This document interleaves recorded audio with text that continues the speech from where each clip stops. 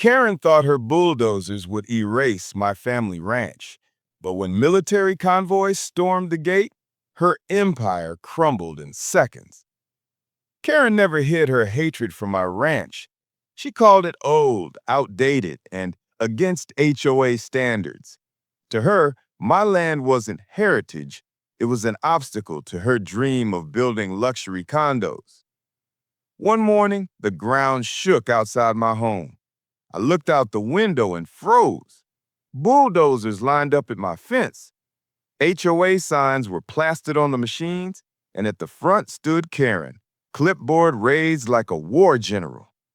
"This land belongs to the community now," she shouted, smirking at me. Neighbors gathered, phones out, waiting for drama. I calmly walked to the edge of my porch.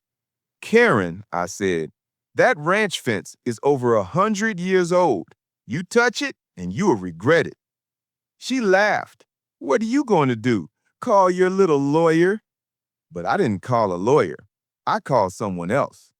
Minutes later, the rumble of engines echoed louder than the bulldozers. Dust clouds rose from the road. Karen turned, frowning, then her clipboard slipped.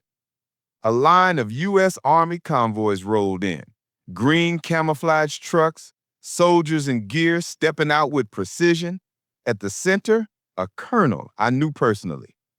The crowd gasped. Karen staggered back as soldiers surrounded the bulldozers, slapping cease operation orders on the windshields. The colonel barked, "This ranch is protected under federal military land grant. You have no authority here." Karen's voice cracked. But HOA rules." The colonel cut her off. "HOA rules don't override the United States Army." Neighbors' phones recorded every second as soldiers forced the contractors to shut off their machines. Karen's power crumbled in front of the very people she ruled over. Finally, the colonel turned to me. "We'll make sure no one touches this land again." Karen sank to her knees, mascara streaking down her cheeks. Her bulldozer sat frozen. Her empire ended with a single military order. I smiled faintly. My ranch and my family's honor were untouchable. I am Liam, and trust me, the next HOA story is even worse. Subscribe now.